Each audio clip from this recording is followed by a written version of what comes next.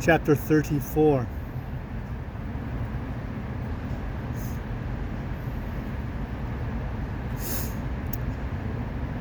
In civilian clothes, I felt a masquerader.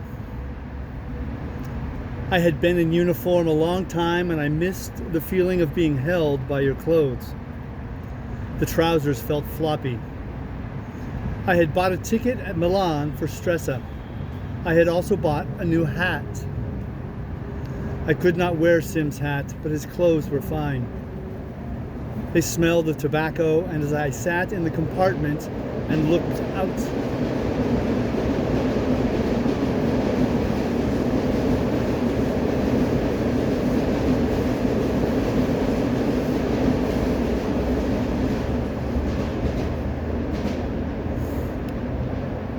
they smelled of tobacco, and as I sat in the compartment and looked out the window, the new hat felt very new and the clothes very old.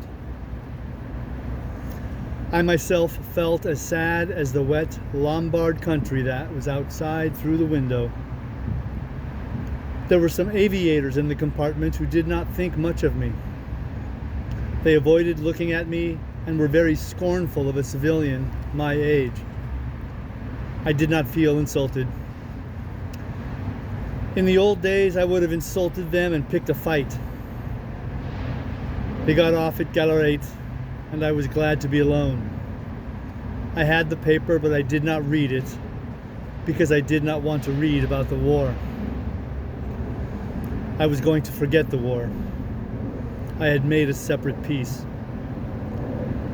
I felt damned lonely and was glad when the train got to Stresa. At the station, I had expected to see the porters from the hotels, but there was no one.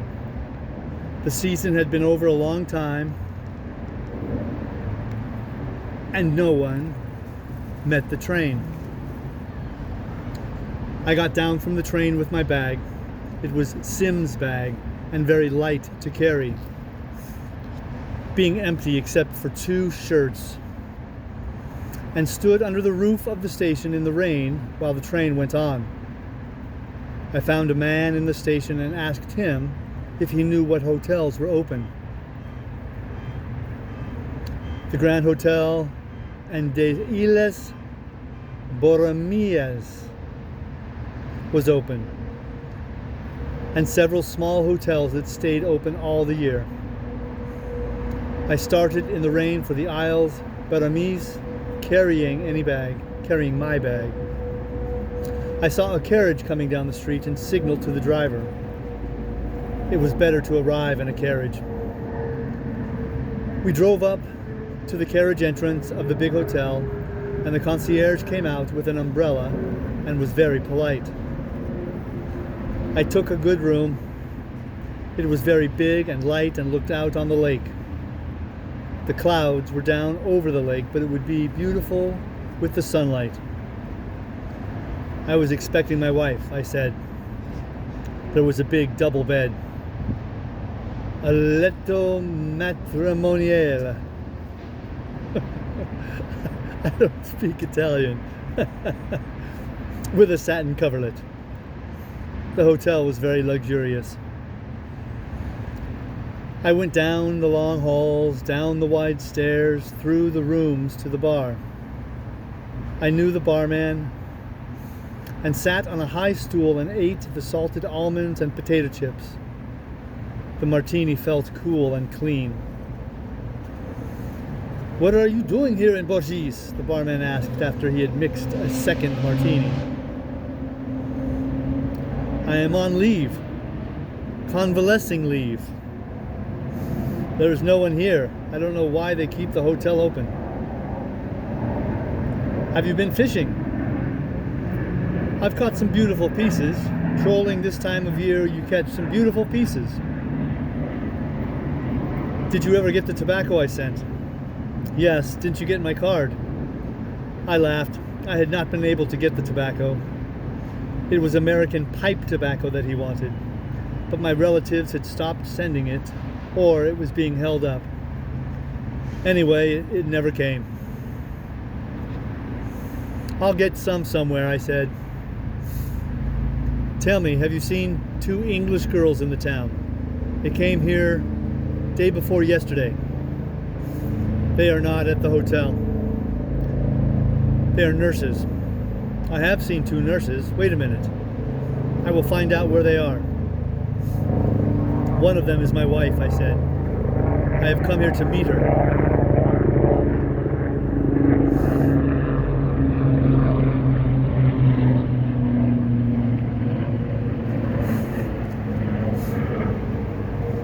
The other is my wife. I'm not joking. Pardon my stupid joke, he said. I did not understand. He went away and was gone quite a little while. I ate olives, salted almonds, and potato chips and looked at myself in civilian clothes in the mirror behind the bar. The bartender came back. They are at the little hotel near the station, he said. How about some sandwiches? I'll ring for some. You understand there is nothing here. Now there are no people. Isn't there really anyone at all? Yes, there are a few people. The sandwiches came and I ate 3 and drank a couple more martinis. I had never tasted anything so cool and clean. They made me feel civilized. I had had too much red wine, bread, cheese, bad coffee, and grappa.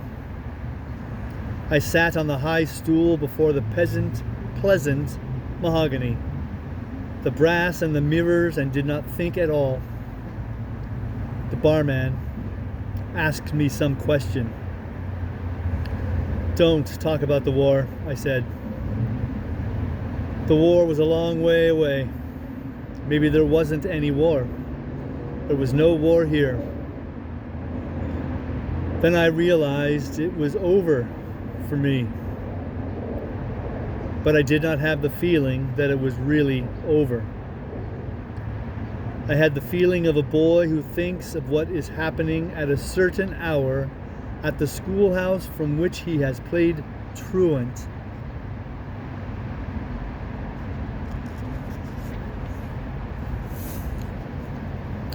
Catherine and Helen Ferguson were at supper when I came to their hotel.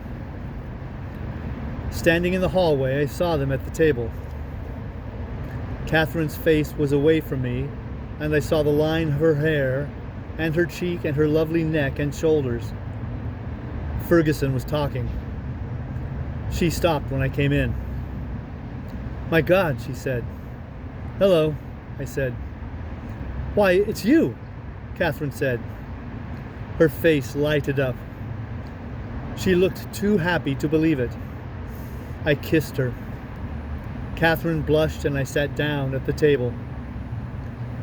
You're a fine mess, Ferguson said. What are you doing here? Have you eaten?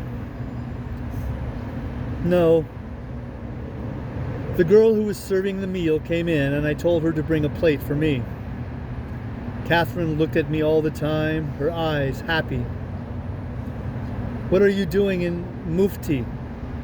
Ferguson asked. I'm in the cabinet. You're in some mess. Cheer up, Fergie, cheer up a little. I'm not cheered by seeing you. I know the mess you've gotten this girl into. You're no cheerful sight to me. Catherine smiled at me and touched me with her foot under the table. No one got me in a mess, Fergie. I get in my own messes.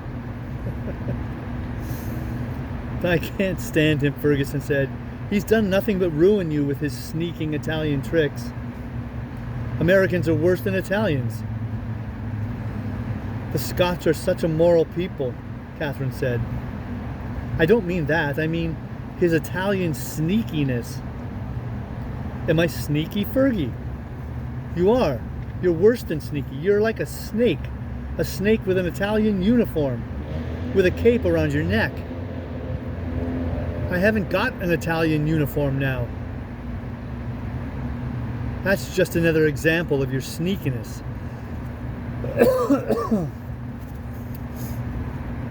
You had a love affair all summer and got this girl with child, and now I suppose you'll sneak off. I smiled at Catherine, and she smiled at me. We'll both sneak off, she said. You're two of the same thing, Ferguson said. I'm ashamed of you, Catherine Barkley.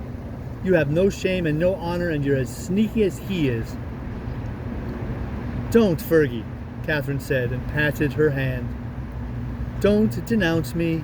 You know we like each other. Take your hand away, Ferguson said. Her face was red. If you had any shame, it would be different. But you're God knows how many months gone with child, and you think it's a joke and are all smiles because your seducers come back. You've no shame and no feelings. She began to cry. Catherine went over and put her arm around her. As she stood comforting Ferguson, I could see no change in her figure. I don't care, Ferguson sobbed. I think it's dreadful. There, Fergie, Catherine comforted her. I'll be ashamed. Don't cry, Fergie.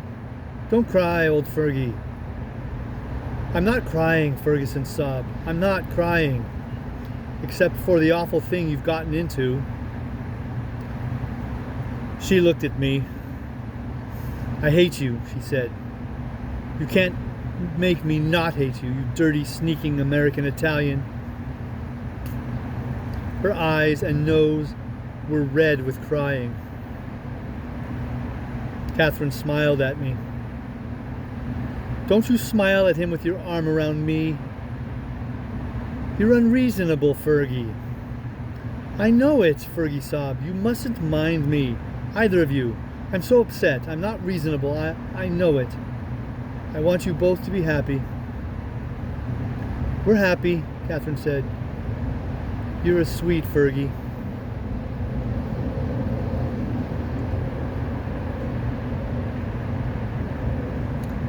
Ferguson cried again.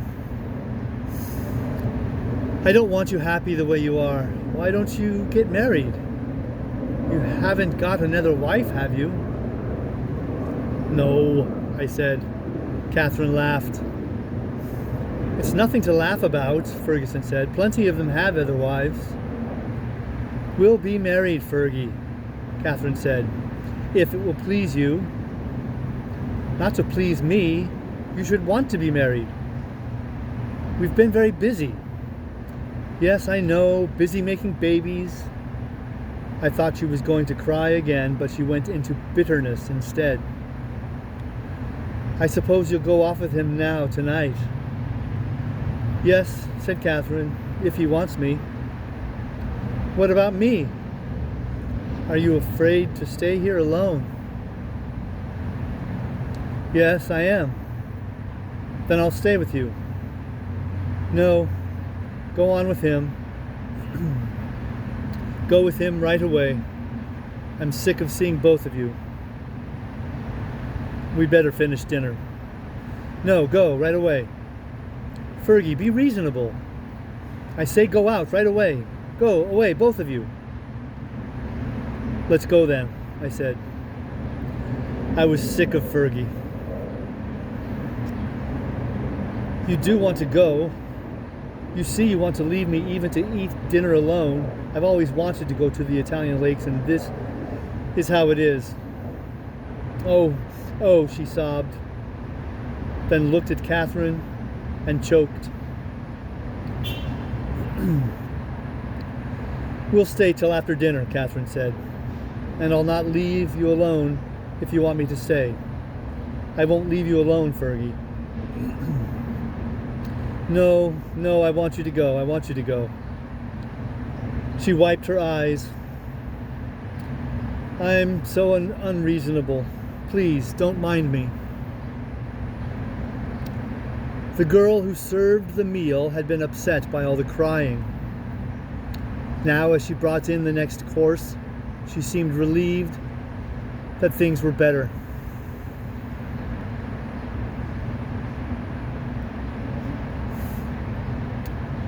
That night at the hotel, in our room with the long empty hall outside and our shoes outside the door,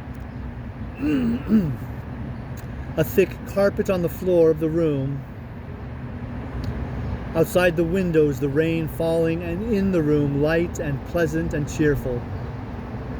Then the light out, and it exciting with smooth sheets, and the bed comfortable, feeling that we had come home, feeling no longer alone, waking in the night to find the other one there and not going away. All other things were unreal. We slept when we were tired, and if we woke, the other one woke too, so no one was alone. Often a man wishes to be alone, and a girl wishes to be alone too, and if they love each other, they are jealous of that in each other. But I can say, truly, we never felt that. We could feel alone when we were together, alone against the others. It has only happened to me like that once. I have been alone while I was with many girls, and that is the way that you can be most lonely. But we were never lonely and never afraid when we were together. I know that the night is not the same as the day, that all things are different, that the things of the night cannot be explained in the day, because they do not then exist. And the night can be a dreadful time for lonely people once their loneliness has started.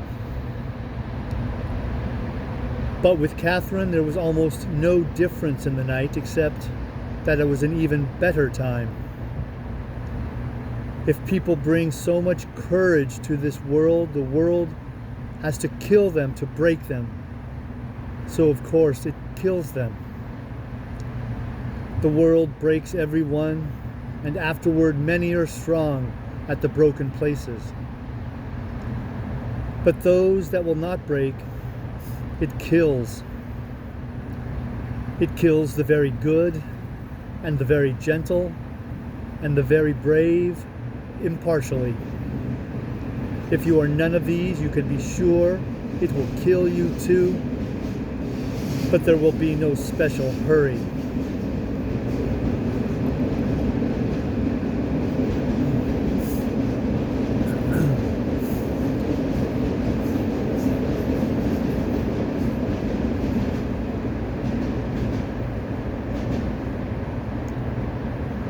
I remember waking in the morning. Catherine was asleep and the sunlight was coming in through the window. The rain had stopped and I stepped out of bed and across the floor to the window. Down below were the gardens, bare now but beautifully regular. The gravel paths, the trees, the stone wall by the lake, and the lake in the sunlight with the mountains beyond. I stood at the window looking out, and when I turned away, I saw Catherine was awake and watching me. "How are you, darling?" she said. "Isn't it a lovely day?" "How do you feel?" "I feel very well. We had a lovely night." "Do you want breakfast?" She wanted breakfast. So did I. And we had it in bed. The November sunlight coming in the window and the breakfast tray across my lap. "Don't you want the paper? You always wanted the paper in the hospital." "No," I said, "I don't want the paper now." "Was it so bad you don't want even to read about it?" "I don't want to read about it. I wish I had been with you so I would know about it too. I'll tell you about it if I ever get it straight in my head." "But won't they arrest you if they catch you out of uniform?" "They'll probably shoot me." "Then we'll not stay here. We'll get out of the country." "I'd thought something of that." "We'll get out. Darling, you shouldn't take silly chances. Tell me, how did you come from Mestre to Milan?" "I came on the train. I was in uniform then." Weren't you in danger then? Not much. I had an old order of movement. I fixed the dates on it in Mestre. Darling, you're liable to be arrested here at any time. I won't have it. It's silly to do something like that. Where would you be if they took you off? Let's not think about it. I'm tired of thinking about it. What would you do if they came to arrest you? Shoot them. You see how silly you are? I won't let you go out of the hotel until we leave here. Where are we going to go? Please, don't be that way, darling. We'll go wherever you say. But please find some place to go right away. Switzerland is down the lake. We can go there. That will be lovely. It was clouding over outside and the lake was darkening. I wish we did not always have to live like criminals, I said. Darling, don't be that way. You haven't lived like a criminal very long, and we never live like criminals. We're going to have a fine time. I feel like a criminal. I've deserted from the army. Darling, please be sensible. It's not deserting from the army. It's only the Italian army. I laughed. You're a fine girl. Let's get back into bed. I feel fine in bed.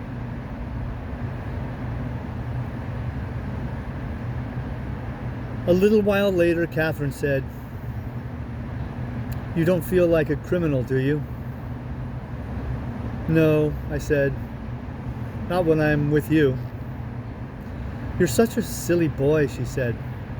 "But I'll look after you. Isn't it splendid, darling, that I don't have any morning sickness? It's grand. You don't appreciate what a fine wife you have." "But I don't care. I'll get you someplace where they can arrest you, and then we'll have a lovely time." "Let's go there right away." "We will, darling. I'll go any place, anytime you wish." "Let's not think about anything." "All right."